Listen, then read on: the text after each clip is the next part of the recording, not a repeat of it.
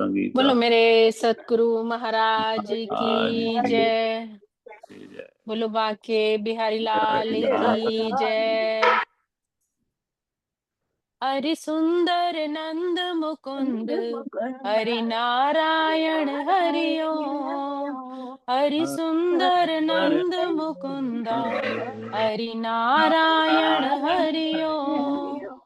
हरि केशव हरि गोविंद हरि नारायण हरि ओम।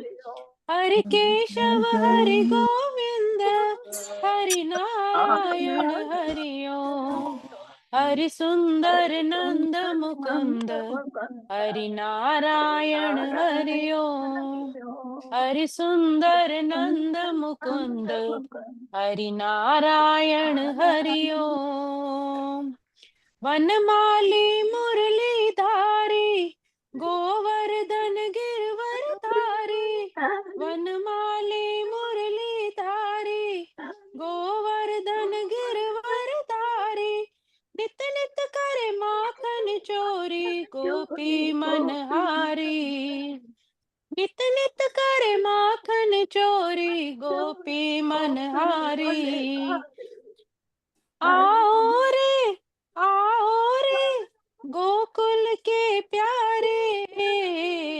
आओ रे कान्हा रे रास रचाओ रे। हरि सुंदर नंद मुकुंद हरि हरि नारायण नारायण हरि हरि ओम। हरि सुंदर नंद मुकुंद हरि नारायण हरि ओम। हरि केशव हरि गोविंद हरि नारायण हरि ओम। हरि सुंदर नंद मुकुंद हरि नारायण हरि ओम। हरि नारायण हरि ओम। हरि नारायण हरि ओम। वसुदेव सुतं देवं कंस चाणूरमर्दनं देवकी परमानंद कृष्ण वंदे जगद्गुरुं। कृष्ण वंदे जगद्गुरुम्। ओम श्री परमात्मने नमः। श्रीमद् भगवत गीता अथ दशमोऽध्यायः। प्रभु की प्यारी सात संगत जी, हम 10वें अध्याय का श्रवण कर रहे हैं और इसी श्रृंखला में विभूति योग में हम आज चौथे और पांचवें श्लोक में प्रवेश करेंगे। पिछले श्लोक में प्रभु ने अपने मुखारविंद से उपदेश दिया। अपने बारे में परिचय देते हुए प्रभु ने कहा कि वे अजन्मा अनादि अनंत हैं। इस सृष्टि को नियमों में बांधने वाले हैं। सबको अपने संरक्षण में अर्थात कंट्रोल भी करने वाले हैं। जैसे एक ऋतु के बाद दूसरी ऋतु आती है, सभी चीजें सभी वस्तुएं एक नियम से चलती हैं और इन सभी को चलाने वाले स्वयं परमात्मा है। सभी ग्रह सूर्य के चारों ओर एक नियत कक्षा में परिक्रमा करते हैं। असंख्य आकाश गंगाएं, असंख्य सृष्टियां विद्यमान है और इन सबके स्वामी परमात्मा स्वयं है, लोक महेश्वर।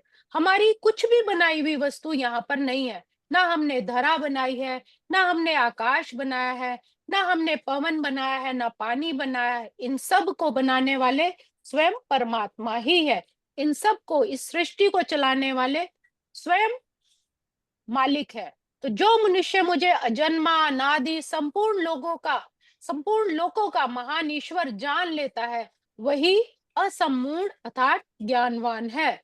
और फिर वो संपूर्ण पापों से मुक्त हो जाता है, उसका ज्ञान नष्ट हो जाता है।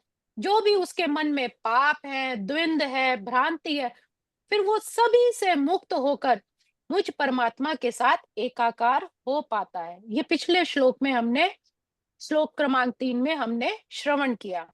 आज चौथा और पांचवा, क्योंकि इसमें प्रभु ने अपनी विभूतियों के बारे में वर्णन किया है, तो एक साथ लेंगे उन्हें।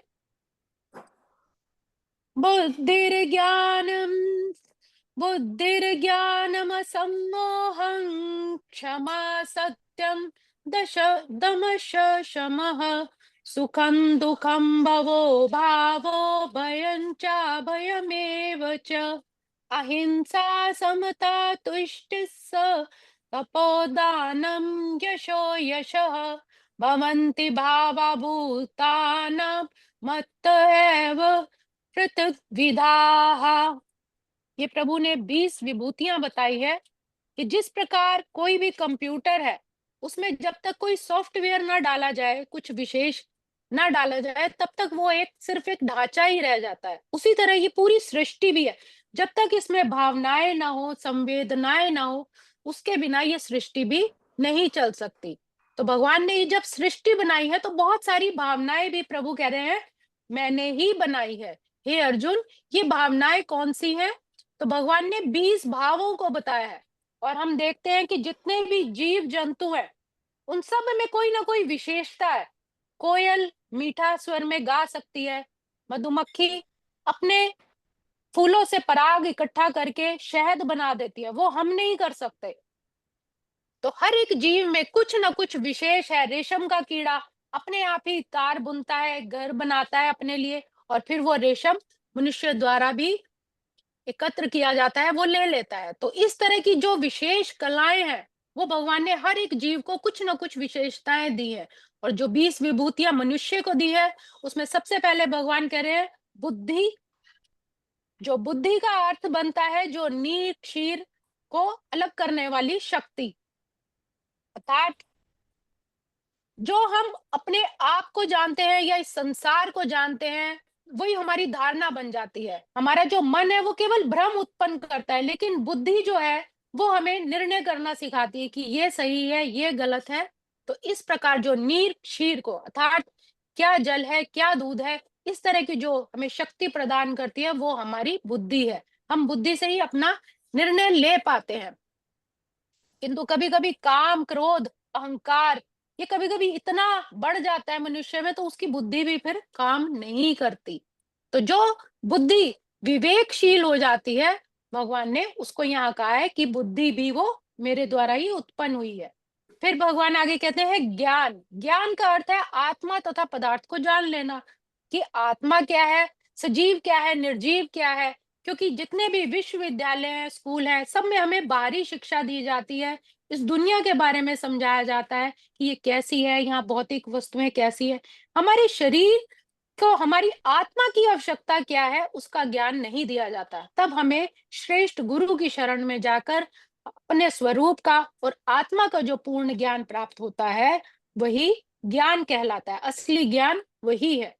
उसके बाद भगवान कहते हैं असम्मोह, अर्थात संशय तथा मोह से मुक्ति प्राप्त कर लेना।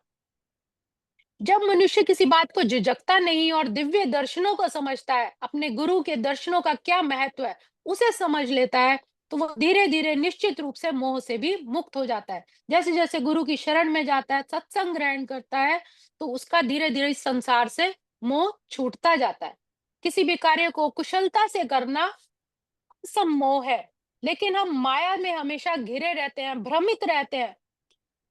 देखा जाता है कि कोई कहता है कि मेरी भाषा श्रेष्ठ है, इसमें परमात्मा की पूजा करनी चाहिए, या ये ग्रंथ श्रेष्ठ है, या ये पूजा विधि श्रेष्ठ है। तो भगवान की कोई भी विशेष कोई ग्रंथ नहीं है, भगवान का कोई भाषा नहीं है विशेष कि वो ही सर्वश्रेष्ठ है। परमात्मा को तो जिस प्रेम भाव से पूजा जाए वही श्रेष्ठ है। लेकिन हम मोह के कारण, जैसे हिरण्याकश्यप कहता था कि मैं ही भगवान हूँ, और सब जो थे उन्हीं को ही भगवान मानते थे, तो वहां एक डर था, जबकि वो भगवान नहीं था, वो तो एक राक्षस प्रवृत्ति का था। तो ये जो सम्मोह हमें बांध लेता है, एक कि ये श्रेष्ठ है, वो श्रेष्ठ है, और जो परम पिता है उसको हम भूल जाते हैं। तो भगवान कहते हैं यही सम्मोह है। तो इस मोह से आपको बाहर निकलना है। बुद्धि, विवेक, ज्ञान से ही हम परमात्मा को पा सकते हैं। उसके बाद कहा है क्षमा। हमें क्षमा का अभ्यास करना चाहिए। दूसरे की छोटी छोटी गलतियों को क्षमा करने की आदत होनी चाहिए। उन चीजों को पकड़ के नहीं बैठना चाहिए। सत्यम, हमें हमेशा सत्य का ही साथ देना चाहिए। किसी भी तथ्य को तोड़ मोड़ कर आगे रखना ठीक नहीं है। कभी भी ऐसा सत्य नहीं लगना चाहिए जो दूसरे को प्रिय लगे, भले ही वो उसके लिए हानिकारक हो। इस तरह के सत्य को नहीं बोलना चाहिए। जो दूसरे के लिए हितकर हो, हमें ऐसे ही सत्य को बोलना चाहिए और उसमें कभी भी संकोच नहीं करना चाहिए। आगे प्रभु ने कहा है दमः, दमः अर्थात इंद्रियों का निग्रह और शमः मन का निग्रह। इंद्रियों का निग्रह करना मतलब कंट्रोल करना, ब्रेक लगा देना। कभी भी अगर आवश्यकता से अधिक गुस्सा आ जाए या हमें किसी के प्रति ग्लानि, जेलस फील हो रहा है, तो उसको जो कंट्रोल करने वाली, अपनी इंद्रियों पर जो कंट्रोल करने वाली भावना है, उसको दमः कहा गया है। और क्षमा मतलब अपनी मानसिक जो मन को नियंत्रित कर ले, उसको यहाँ पर क्षमा कहा गया है। तो भगवान कहते हैं कि दम अर्थात इंद्रियों के व्यर्थ में, विषय भोग में ना लगाए। कभी कभी सामने अगर कोई डायबिटिक है और सामने कोई उसके मीठी चीज पड़ी है, उसको पता ही है मेरे लिए नुकसानकारक है, एक खाएगा, दो खाएगा, कितने खाएगा, उसके बाद वही चीज उसके लिए दुख का कारण बन जाती है। इसलिए अगर एक खाने के बाद ही संतुष्टि कर ले कि नहीं मुझे और नहीं खाना, ये मेरे लिए हानिकारक हो सकता है, तो ये दमह कहलाएगा। और साथ ही शमह भी आ गया कि उसने मन पर अपने कंट्रोल किया कि ये वस्तु मेरे लिए हानिकारक है। तो मनुष्य को चाहिए कि अपने धन अर्जन के लिए भी सारा समय ना लगाए, परमात्मा के सिमरन में भी लगाए। हमारे शास्त्र मर्मज्ञ, साधु पुरुष, गुरुजन, ऐसे महान विचारकों की संगति में रहकर अपने विचार शक्ति का विकास करे, सदगुरु की शरण में जाए, उनसे उच्च स्तर का ज्ञान प्राप्त करे और इस मोह को तोड़े।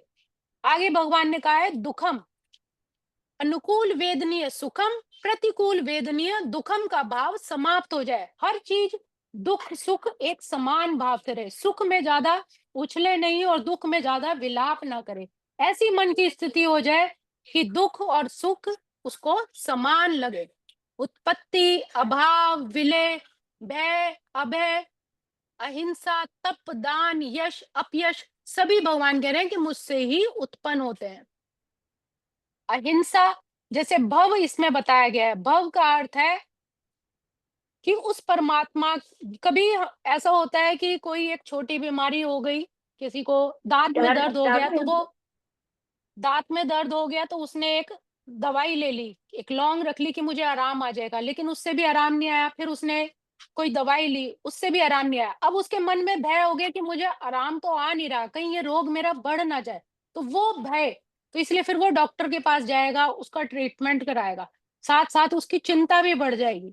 फिर अभय, अगर वो उसका इलाज करा लेगा तो वो फिर मुक्त हो जाएगा। तो ये भगवान कह रहे हैं कि भय और अभय ये भी मुझसे ही उत्पन्न होते हैं। और ये अभय कब आएगा?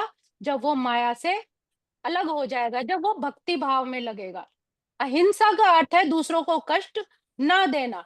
कभी कभी जो है अहिंसा जरूरी भी हो जाती है समाज के कल्याण के लिए। जैसे हमारे बॉर्डर पर जो है देश की रक्षा के लिए सैनिक है, वो अगर करते हैं ये हिंसा, तो वो हिंसा नहीं अहिंसा मानी जाएगी, क्योंकि वो देश की रक्षा के लिए शत्रुओं का विनाश कर रहे हैं। तो भगवान कहते हैं जो दूसरे की हित के लिए की जाती है हिंसा, वो हिंसा नहीं, वो अहिंसा में कहा जाता है, क्योंकि इसी में ही सबका परम सुख है। समता अर्थात राग द्वेष से मुक्त हो जाना, किसी चीज के लिए बहुत ज्यादा आसक्ति ना होना, किसी चीज के छूट जाने पर बहुत ज्यादा दुख ना होना, यही समता है। तुष्टि अर्थात भगवान ने जो भी वस्तु दी है, जितनी भी दी है, उसी को ही अपनी जरूरत मान ले और उसी में ही संतुष्ट रहे, यही तुष्टि है। उस चीज के लिए ज्यादा पाने के लिए लालच ना करे, क्योंकि जो हमारी किस्मत में हो गया, जो हमारे भाग्य में लिखा होगा, परमात्मा स्वयं दे देंगे। तपस अर्थात तपस्या, प्रातःकाल उठना, स्नान करना, उस परमात्मा का सिमरन करना, ये भी एक तपस्या ही है। कभी कभी जो प्रातःकाल नहीं उठ पाते तो वो कष्टकारी लगता है, लेकिन इस प्रकार स्वेच्छा से अगर वो कष्ट सह ले कि कोई बात नहीं, थोड़ा सा अपना आलस निद्रा छोड़ दे और परमात्मा का नाम लेने के लिए बैठ जाए, तो वो भी तपस्या ही है। इसीलिए हमारे शास्त्रों में उपवास के लिए बताया गया है। कभी मीठा छोड़ते हैं, कभी नमक छोड़ते हैं, कभी पानी का एक त्याग करते हैं। तो छोटी छोटी वस्तुओं के त्याग से ही मनुष्य के अंदर तप बल आता है। और जो अपनी इंद्रियों पर कंट्रोल नहीं करता, सिर्फ दिखावे के लिए कोई उपवास करता है, तो भगवान कहते हैं वो फिर तामसी उपवास है, कि अंदर से तो उसका खाने का मन कर रहा है, लेकिन वो फिर भी दिखा रहा है कि मैंने उपवास कर रखा है। तो इस तरह भगवान कहते हैं फिर व्यर्थ है, उसको कोई आवश्यकता नहीं है तप करने की। और दान का संबंध आगे प्रभु ने कहा है, दान अर्थात जो सुयोग्य हो, जो उसका सत्पात्र हो, उसको ही दान करना चाहिए। और हर मनुष्य को अपनी आय का कुछ भाग दान अवश्य करना चाहिए। ब्राह्मणों को, सन्यासियों को दान अवश्य करना चाहिए, उनको दान देना चाहिए, क्योंकि हम गृहस्थी हैं, हमारे पास इतना समय ही नहीं है कि हम ज्यादा पूजा पाठ करें। अर्थात जब हम वो हमारे द्वार पर आकर भिक्षा मांगते हैं, हमारे कृष्ण भावनामृत को जगाते हैं, तो ये हमारा भी कर्तव्य बनता है कि हम उन्हें अपनी इच्छा से दान अवश्य दें, क्योंकि यही उनकी जीविकापार्जन है। इसीलिए सन्यासियों और ब्राह्मणों को दान अवश्य देना चाहिए। यशस भगवान चैतन्य के अनुसार कहा गया है कि जो परमात्मा का गुणगान करता है उस और जिसकी भगवत में चर्चा होती है, वही वास्तव में प्रसिद्ध है। उसकी यही यश असली यश कहलाता है। तो जो व्यक्ति भगवान की सेवा में लग जाता है, उन्हीं की योजना के अनुसार सारे ये गुण अपने अंदर विकसित कर लेता है। हम जो कुछ भी अच्छा या बुरा देखते हैं, उन सब का मूल कारण कृष्ण ही है। यश अपयश ये दोनों ही वस्तुएं परमात्मा से ही उत्पन्न होती हैं। भय अभय ये भी वस्तुएं परमात्मा से ही उत्पन्न होती हैं। इस संसार में कोई भी ऐसी वस्तु नहीं जो कृष्ण में स्थित ना हो, और यही ज्ञान है। यद्यपि हम जानते हैं कि वस्तुएं ये सारी भिन्न है, एक दूसरे से बिल्कुल भिन्न है, फिर भी हमें यह अनुभव करना चाहिए कि सभी ये वस्तुएं कृष्ण से ही उत्पन्न होती हैं, और इन्हीं गुणों का हमें अपने अंदर विकास करना चाहिए। क्योंकि जिस तरह कोई अच्छे गुण देखकर माता पिता खुश होते हैं, उसी तरह हमारे अंदर भी अच्छे गुणों को देखकर परमात्मा भी खुश होता है। आज के श्लोक को हम यहीं विराम देंगे। ओम श्री कृष्णार्पणमस्तु। हरे नमः, हरे नमः, हरे नमः। भजमन नारायण नारायण नारायण, भव से तारायण तारायण तारायण, हरि हरि नारायण नारायण नारायण, भव से तारायण तारायण तारायण। बुलवा के बिहारी लाल की जय, मेरे सतगुरु महाराज की जय, सब संतन की जय। सारी संगत का बहुत बहुत धन्यवाद। श्रीमद् भागवत गीता की जय। संगीता जय का भी बहुत बहुत धन्यवाद। भगवान के लिए हरिराज। लाल की जय। संगत जी, आपने ऐसा सोचा